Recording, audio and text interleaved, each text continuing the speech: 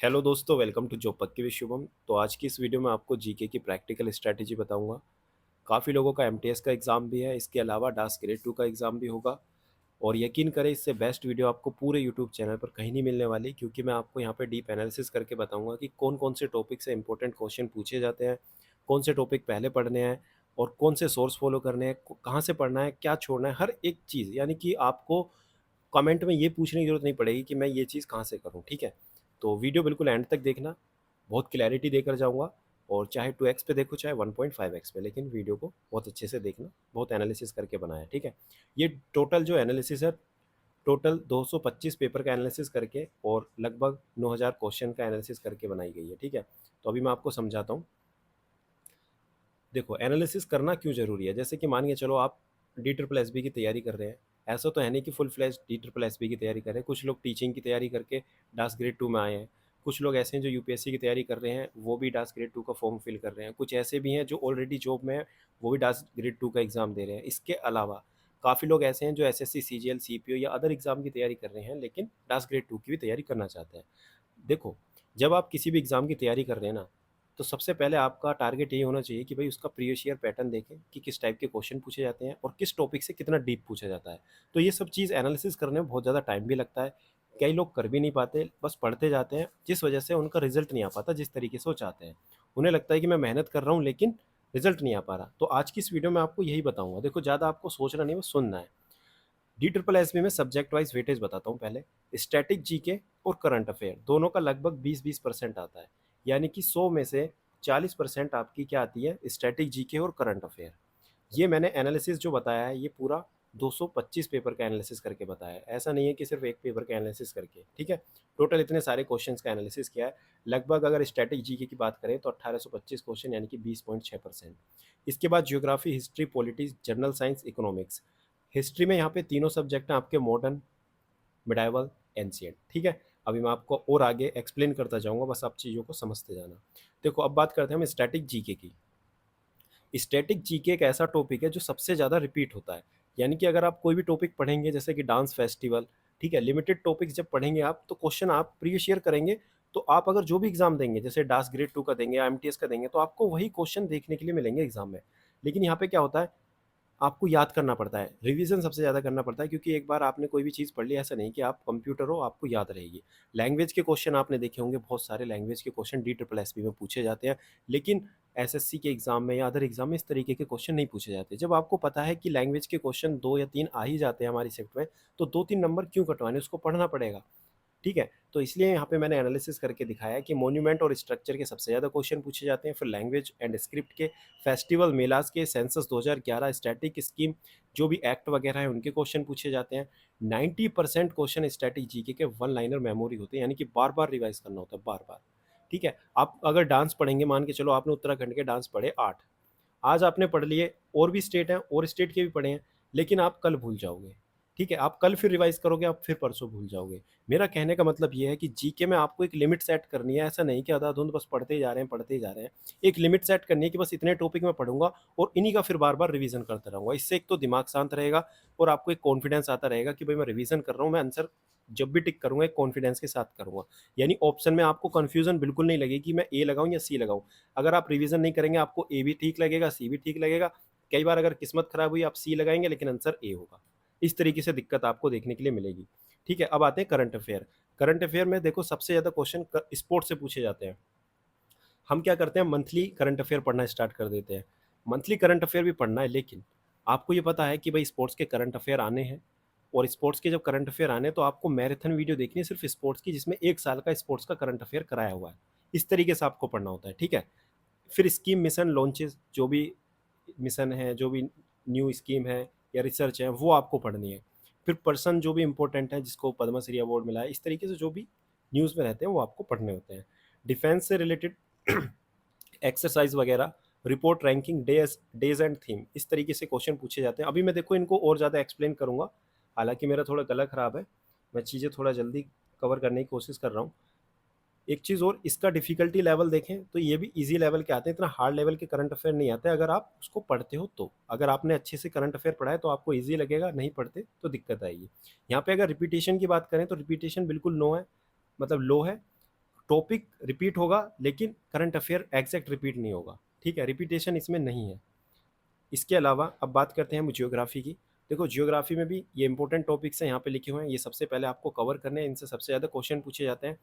Difficulty level देखें तो इसका मीडियम है और रिपीटेशन इसकी भी हाई है, ठीक है। और आपको इसको मैप मैप बेस्ड पढ़ना है। जैसे मान के चलो क्वेश्चन सिंपल यही आ गया, आप हर एक चीज़ रट नहीं सकते, ऐसा ही क्वेश्चन आया भी है। जैसे मान के चलो नेपाल है, ठीक है, नेपाल से कितने स्टेट अपनी बाउंड्री टच करते हैं, तो आपने अगर मैप वगैरह देखा है तो आप हिसाब लगा लोगे कि हाँ ये है, इधर से इतने इतने टच है, तो आप क्वेश्चन टिक कर दोगे।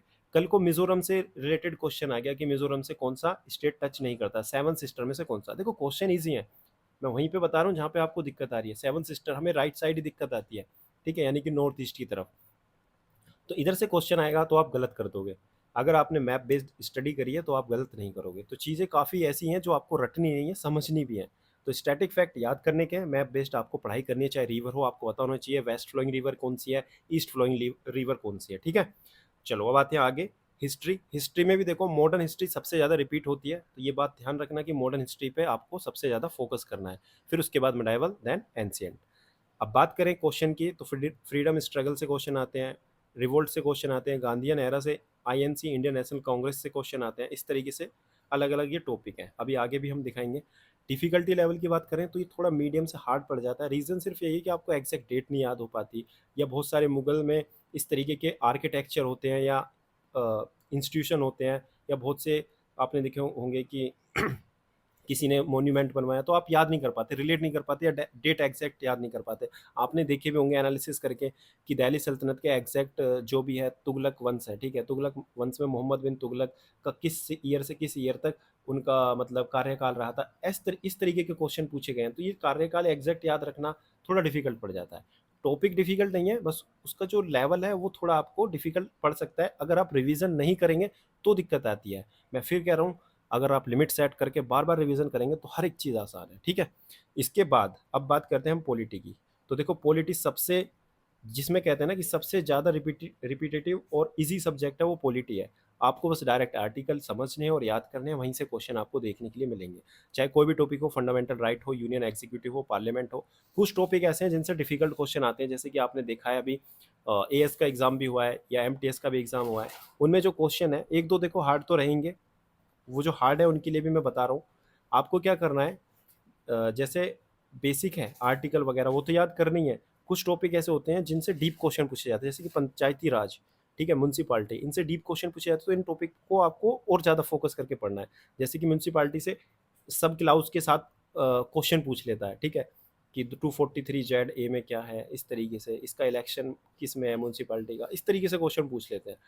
कुछ चीज़ें बेसिक भी आएंगी, डायरेक्ट आपको लगेगा ये तो यार क्या क्वेश्चन पूछ रहे हैं, तो सभी को पता है। तो हर चीज़ आपको देखने के लिए मिलेगी। तो आपको यहाँ पे मैं बताऊंगा अभी कौन कौन से टॉपिक आपको प्रेफरेंस देकर पढ़ने हैं। इसी तरीके से जनरल साइंस है, जनरल साइंस में भी लेवल जो है वो मीडियम है। आप जो भी 10th क्लास तक की एनसीईआरटी है उनको पढ़ के भी काम चला सकते हैं। यहाँ पे सबसे ज़्यादा आपको बायोलॉजी पढ़नी है, फिजिक्स पे इतना फोकस नहीं करना, ठीक है। बायोलॉजी, फिर उसके बाद केमिस्ट्री, रिपीटेशन इसमें भी हाई है। और बायोलॉजी के जो भी मिसलिनियस क्वेश्चन है, सेल, डीएनए, आरएनए से आपने देखे होंगे क्वेश्चन बहुत पूछे जाते हैं। विटामिन, न्यूट्रिन, विटामिन से हो गया, डिसीज से हो गया, इस तरीके से क्वेश्चन पूछे जाते हैं। आगे देखते हैं इकोनॉमिक्स। इकोनॉमिक्स में क्या करना है, काफ़ी लोगों को इकोनॉमिक्स इतनी हार्ड लगती है, वो पढ़ते भी नहीं और छोड़ देते हैं, लेकिन ये छोड़ना नहीं है। इसमें सिर्फ आपको डेफिनेशन पता होनी चाहिए, भाई CRR क्या होता है, जीडीपी क्या होता है, इनका जो ग्राफ है वो किस तरीके से, ये बहुत ईजी, अगर आप पढ़ोगे तो ये सब चीज़ कवर हो जाएंगी। तो इसमें जो क्वेश्चन है इकोनॉमिक्स में हार्ड इतने नहीं आते, हार्ड इसीलिए लगते हैं हम पढ़ते नहीं है, ठीक है। डायरेक्ट क्वेश्चन आपको देखने के लिए मिलेंगे, तो इनके भी ये टॉपिक्स आप पढ़ सकते हैं। बैंकिंग और नेशनल इनकम रिपीट होती है। अब आ जाते हैं नेक्स्ट। ये मैंने सभी सब्जेक्ट की आपको रैंकिंग बता दी। अब हम बताते हैं आपको कि किस किस टॉपिक को आपको पहले फोकस करना है। आपको अगर ये देखना है कि नहीं मैं तो टॉपिक वाइज पढ़ूंगा, तो स्पोर्ट के करंट अफेयर सबसे पहले आपको करंट में रखनी है डेली, और इसके अलावा स्कीम भी रखनी है, मोन्यूमेंट रखने हैं स्ट्रैटेजी के, फिर फ्रीडम स्ट्रगल हिस्ट्री के। इस तरीके से मैंने ये, आप इसका स्क्रीनशॉट ले सकते हैं, ठीक है, इसका स्क्रीनशॉट ले लो, ज़्यादा इसमें टाइम वेस्ट नहीं करेंगे। तो ये वो टॉपिक हैं जो ऑर्डर में मैंने लगाए हुए हैं कि कौन कौन से इंपॉर्टेंट टॉपिक हैं, ठीक है। आगे देखो टॉप प्रायोरिटी। टॉप प्रायोरिटी की बात करें तो A+ वो वाले टॉपिक हैं जो सबसे ज़्यादा क्वेश्चन जहाँ से पूछे जाते हैं। ए वो हो जाएंगे जिसमें लगभग 80% कवरेज है, बी वो हो जाएंगे जिसमें 60% कवरेज है, सी वो टॉपिक हैं जैसे कि अभी मैंने पंचायती राज और म्यूनसिपालिटी वगैरह सब बताया, जिनसे थोड़ा डिफिकल्ट टॉपिक आते हैं, लेकिन जब आपको रैंक लानी होती है तो आपको ये टॉपिक भी पढ़ने होते हैं, जब आप इनका अच्छे से रिवीजन कर लेते हो। लेकिन आप मान लो कोई बिगिनर है, उसको पता ही नहीं है क्या पढ़ना है क्या नहीं, तो सबसे ज़्यादा इन पे फोकस करेगा। ऐसे नहीं कि आप इनको पढ़ रहे हो, कुछ टॉपिक आप क्या करते हो, पढ़ना स्टार्ट कर देते हो, आपको यही नहीं पता इससे क्वेश्चन कितने पूछे जाएंगे। ठीक है, तो अपना टाइम कहाँ पे वेस्ट करना है, उन चीज़ों सॉरी अपना काम टाइम वहाँ पे वेस्ट नहीं करना जहाँ से क्वेश्चन कम पूछे जाते हैं। दूसरी बात, nature of question. Nature of question मैं बता ही रहा था पहले कि डायरेक्ट आपको फैक्ट बेस्ड क्वेश्चन मिलेंगे, क्वेश्चन रिपीट होंगे, स्ट्रैटेजी के हो या करंट अफेयर के हो, हर एक चीज़ आपको पता चल जाएगी कि भाई स्पोर्ट्स से करंट अफेयर हर बार पूछे जाते हैं तो मुझे स्पोर्ट्स से करंट अफेयर पढ़ने हैं। ठीक है, रैंकिंग से क्वेश्चन पूछे जाते हैं तो मुझे रैंकिंग पढ़नी है, अपॉइंटमेंट से क्वेश्चन आते हैं तो मुझे अपॉइंटमेंट पढ़ने हैं, यानी चीज़ें फिक्स हैं। अब डायरेक्ट करंट अफेयर की आप वीडियो देख रहे हो, कोई भी अगर करंट अफेयर की वीडियो बना रहा है तो आपको पहले ही पता रहेगा कि मुझे इसमें अपॉइंटमेंट अगर आता है तो वो मुझे याद रखना है क्योंकि ये क्वेश्चन पूछा जा सकता है। ठीक है, चाहे किसी भी टीचर से आप पढ़ रहे हैं। अब आते हैं आगे, इसको छोड़ देते हैं हिडन पैटर्न। अब ये जो चीज़ें हैं जो आ रही हैं स्क्रीन पर, इसका स्क्रीनशॉट लेना स्टार्ट कर दो। ये वो टॉपिक हैं जो सबसे ज़्यादा आपको पहले पढ़ने हैं। ठीक है, जैसे ए प्लस अभी मैंने बताया था जो सबसे ज़्यादा आते हैं, तो फ्रीडम स्ट्रगल सबसे पहले पढ़ना है, फिर गांधीयन एरा, फिर आईएनसी, फिर रिवोल्ट, फिर उसके बाद Buddhism, religious and social reform, जैसे कि राजा राम मोहन रॉय वगैरह हो गए, स्वामी विवेकानंद हो गए, और भी बहुत सारे हैं। ठीक है, आत्मरंग, ये क्या लिखा है पार्ट, हाँ, पार्टीशन ऑफ बंगाल और स्वदेशी मूवमेंट। ठीक है, इस तरीके से क्वेश्चन है, ये आप रीड कर लेना, मैं इसको बोल के मतलब टाइम वेस्ट हो जाएगा ज़्यादा। आप स्क्रीन शॉट लो इसका, और इस तरीके से यहाँ पे ज्योग्राफी के क्वेश्चन है, इनका भी स्क्रीन शॉट लो, टॉपिक मतलब। और यहाँ पे अब ये पॉलिटी का स्क्रीन शॉट ले लो, ये टॉपिक आपको पहले पढ़ने हैं। यहाँ पे देखो मैंने कहा था ना अभी, लोकल सेल्फ गवर्नमेंट यानी 73 और 74, यानी पंचायती राज और म्यूनसिपालिटी यानी अर्बन बॉडीज, इनसे क्वेश्चन पूछे जाते हैं। लेकिन ये पहले नहीं करने, बाद में करने हैं। पहले क्या करना है, यूनियन पढ़ना है। ठीक है, यूनियन मतलब पार्लियामेंट, 52 आर्टिकल से लेके कहाँ तक है, शायद 212 तक है, 190, मैं तो भूल रहा हूँ खुद ही, 200 तो 47 6, शायद 200 कुछ है। ठीक है, छोड़ो, मुझे भी याद नहीं है, काफ़ी दिन हो गए पढ़े बिना। फंडामेंटल राइट है 12 से 35 तक, ये सब पढ़ना है। यूनियन एग्जीक्यूटिव पढ़ना है। ठीक है, यूनियन एग्जीक्यूटिव के अलावा जुडिशरी पढ़ना है, सुप्रीम कोर्ट, हाई कोर्ट पढ़ना है। ठीक है, 124 है शायद हाई कोर्ट का, शायद तो 123, यार मैं खुद भूल रहा हूँ, ऐसे कैसे हो सकता है। ठीक है, ये सब चीज़ें हो गई, टॉपिक का स्क्रीनशॉट लो। इकोनॉमिक्स हो गया, इकोनॉमिक्स के ये टॉपिक के स्क्रीनशॉट ले लो। ठीक है, 5 ईयर प्लान वगैरह ये सब चीज़ें आपको पढ़नी होती हैं। ठीक है, अभी आप स्क्रीनशॉट लेते रहो, बाकी मैं आपको बहुत ज़्यादा एक्सप्लेन करूँगा आने वाली वीडियो में। अभी फ़िलहाल सिर्फ स्क्रीनशॉट लो इनका भी। ठीक है, ये स्ट्रैटेजी के है। अभी आपको मैं बताऊँगा इस बुक के बारे में कि ये क्वेश्चन कहाँ से प्रैक्टिस करने हैं। करंट अफेयर का स्क्रीनशॉट ले सकते हो। ठीक है, अब आते हैं हम काम की बात पे। देखो कुछ टॉपिक ऐसे भी हैं, जैसे जीके, स्पेसिफिक जीके आती है, दिल्ली से रिलेटेड भी क्वेश्चन आते हैं, लेकिन बहुत कम आते हैं। यहाँ पे मैं इसलिए बता रहा हूँ, आते हैं, ऐसा नहीं कि आप बिल्कुल इग्नोर कर दो, पढ़ने हैं, लेकिन कब पढ़ने हैं, जब आप सब कुछ पढ़ लो। ठीक है, इसके अलावा देखो ये टॉपर चॉइस पब्लिकेशन की बुक है। टॉपर चॉइस पब्लिकेशन की बुक इतने फुल डीप एनालिसिस के साथ आपको मिलेगी कि आपको लगेगा कि यार पता नहीं ये पहले मिली होती तो शायद मैं एग्ज़ाम में टॉप कर देता। ठीक है, तो अभी मैं आपको क्या करूँगा, जो भी टॉपिक वाइज अभी मैंने बताए, चाहे हिस्ट्री हो, पॉलिटी हो, ठीक है, या इकोनॉमिक्स हो या स्ट्रैटेजी हो, इनकी धीरे धीरे मैं अपने जॉब पक्की हुई शुभम टेलीग्राम चैनल पर पीडीएफ डालता रहूँगा। तो आपको वहाँ से फ्री में कंटेंट मिल जाएगा, मतलब जीके के वो क्वेश्चन प्रैक्टिस के लिए। आप पढ़ किसी भी टीचर से सकते हैं, लेकिन जो भी प्रीवियस ईयर क्वेश्चन है डी ट्रिपल एस बी के, वो आप हमारी इस पीडीएफ से कर लेना, वो आपको फ्री ऑफ कॉस्ट मिल जाएगी। धीरे धीरे जैसे ही बनती जाएंगी हम डालते रहेंगे, और आपको प्रैक्टिस करनी है। ठीक है, तो इससे ये फ़ायदा होगा आपका कि आपको ये पता चलता रहेगा यार इस टाइप के क्वेश्चन पूछे जाते हैं डी ट्रिपल एस बी में। बाकी मुझे भी काफ़ी टाइम हो गया पढ़े हुए, तो काफ़ी चीज़ तो मैं भी बोल रहा हूँ, क्योंकि जीके रिवीजन मांगती है, हार्ड कुछ नहीं है, जीके रिवीजन मांगती है। मान लो 127 आर्टिकल ही पूछने लगे तो एड होक होता है। ठीक है, सुप्रीम कोर्ट का जज। तो इस तरीके से हैं चीज़ें, जो कुछ कुछ याद है बिल्कुल एग्जैक्ट, काफ़ी लोगों को याद नहीं है, तो वो चीज़ आपको पढ़नी है। शॉर्ट नोट्स भी बनाने हैं, जो आपको लग रहा है यार ये क्वेश्चन मेरा बार बार गलत हो रहा है, ये बार बार पूछा जाता है।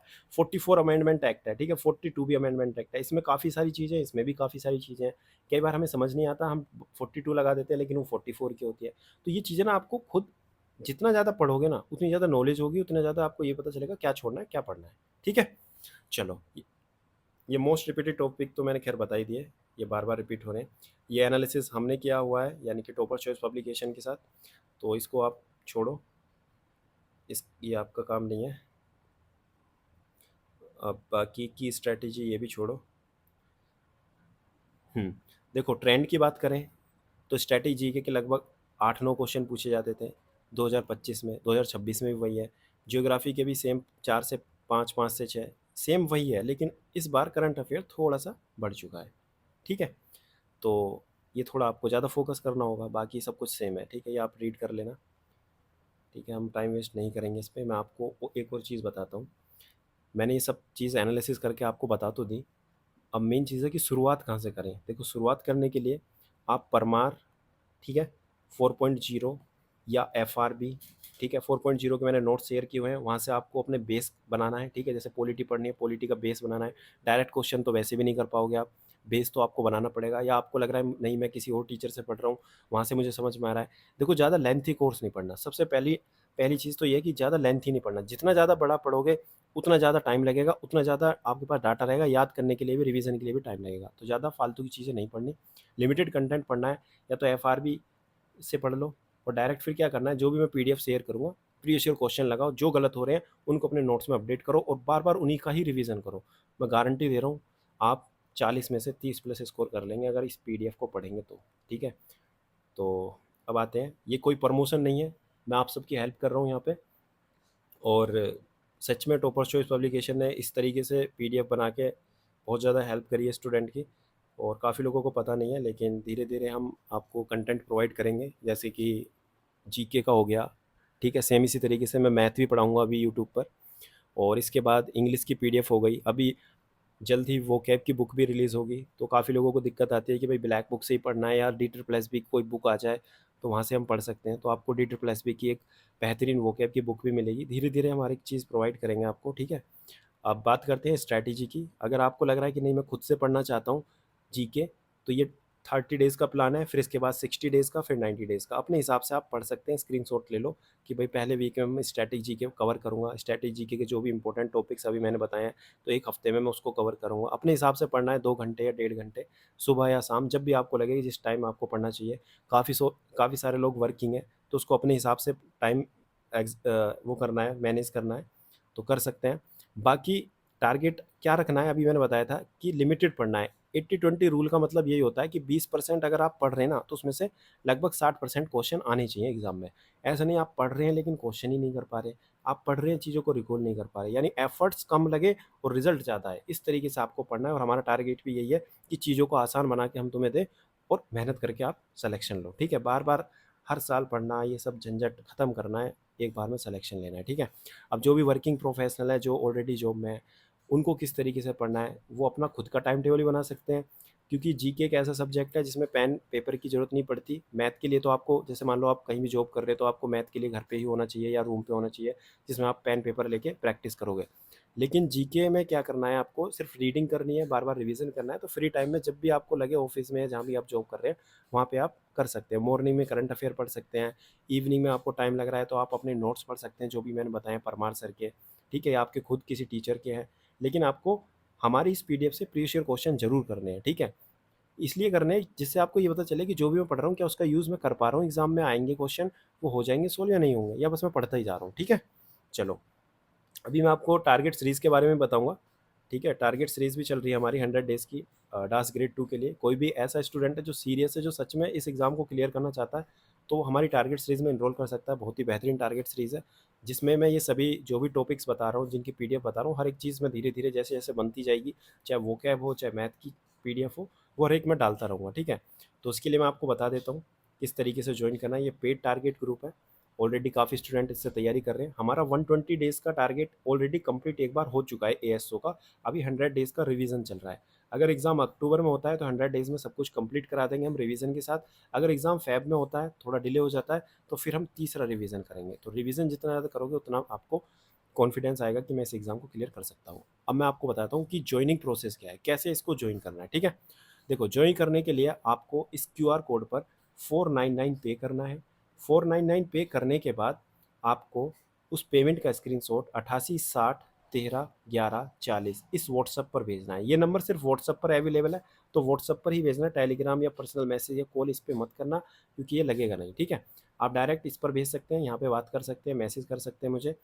और स्क्रीनशॉट भेजने के बाद मैं आपको प्राइवेट टेलीग्राम ग्रुप की लिंक दूंगा, और डाउट ग्रुप की लिंक दूंगा, जिसमें डाउट ग्रुप भी रहेगा, प्राइवेट टेलीग्राम ग्रुप जिसमें डेली टारगेट्स मिलेंगे, पीडीएफ मिलेंगी, तो उस डाउट ग्रुप और टेलीग्राम ग्रुप को आप ज्वाइन कर लेना लिंक से, और साथ में एक रोल नंबर भी दूंगा, उस रोल नंबर को अपने टेलीग्राम प्रोफाइल में नाम के पीछे लिखना है, जिससे मैं आपको ऐड कर दूंगा, ठीक है।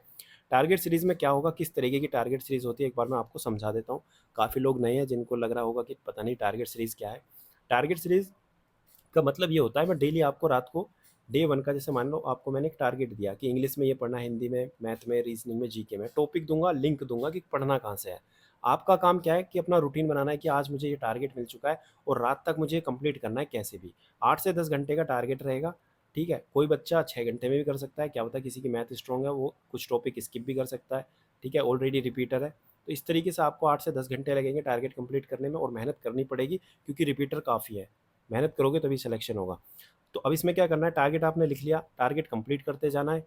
और इससे क्या फ़ायदा है, सबसे ज़्यादा बड़ा फ़ायदा ये है कि एक तो कंसिस्टेंसी बनी रहेगी, दूसरा आप टच में रहोगे कि हाँ आज क्या पढ़ना है, कल क्या पढ़ना है। आपको सोचना ही नहीं पड़ेगा कि यार कुछ ये टॉपिक मेरे छूट गए, ये मुझे करने हैं, मतलब दिमाग नहीं लगाना आपको।